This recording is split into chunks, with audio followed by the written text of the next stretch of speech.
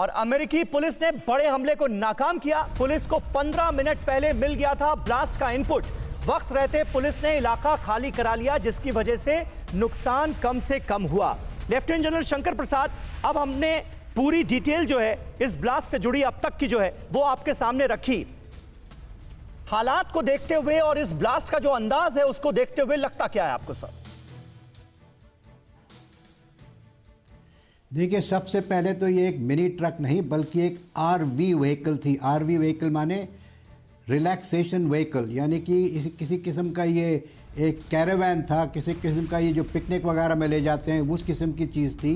ये ordinary truck नहीं था। इसके अंदर आप देखेंगे तस्वीरों में तो आपको पलंग भी दिखेगा और सोफ़ा भी दिखेगा और सब चीज़ दिखेगी। एक कैरावैन था जिससे कि किसी को शक ना हो कि ये ट्रक में क्या जा रहा है। अगर कैरावान जा रहा है तो कैरावान को सोच के इसको कोई ज़्यादा चेक नहीं करेगा। पहली बात तो ये है। दूसरी बात ये है कि ये शहर नैशविल वॉशिंगटन से बहुत ज़्यादा दूर नहीं है। ये वॉशिंगटन के साउथ वेस्ट में पड़ता है, बहुत ज़्यादा दूर नहीं है। और तीसरी बात इसकी ये देखने की है कि इसमें पहले वार्निंग दी गई। कभी ऐसा नहीं होता कि 15 मिनट पहले वार्निंग दी जाए कि यहाँ पर बम ब्लास्ट होने वाला है और उससे पहले कोई गोली चले, उसकी भी कोई वार्निंग आए।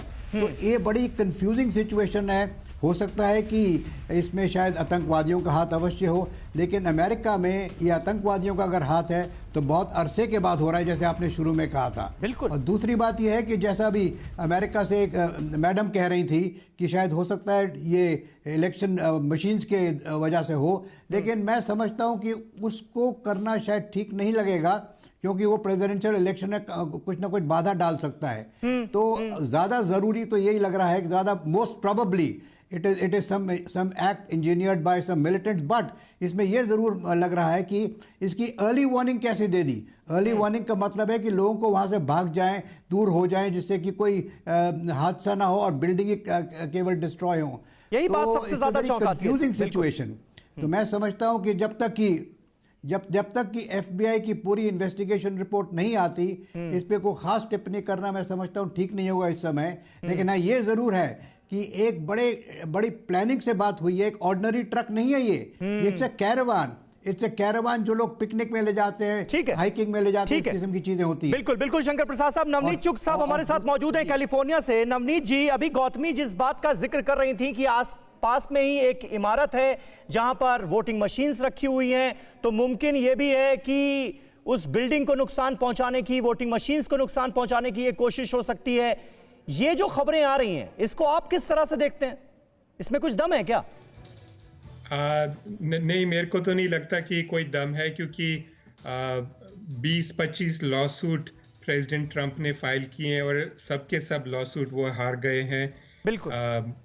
यूएस अटॉर्नी जनरल के ऑफिस ने भी 2 बारी बोला है कि कोई भी फ्रॉड नहीं हुआ है, और सब 50 स्टेट्स ने वोटिंग डाल दी है अपनी, और उनके इलेक्टोरल कॉलेज की भी वोट आ गई है और पूरी तैयारी हो गई है। और सुप्रीम कोर्ट ने भी 2 बारी मना कर दिया है कि वो केस नहीं लेंगे।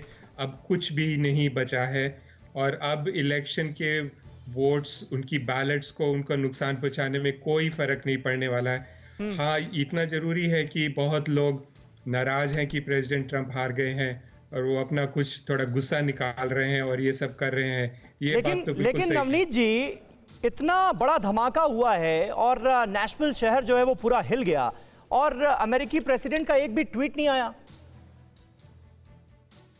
हाँ, वो जब से इलेक्शन खत्म हुई है तो कंट्री के बारे में जो अच्छा है बुरा है, उनकी ट्वीट्स तो बहुत कम हो गई हैं। इलेक्शन में जो हारे हैं और बोल रहे हैं कि बहुत फ्रॉड हुआ है, उसी की ज्यादा ट्वीट आ रही हैं।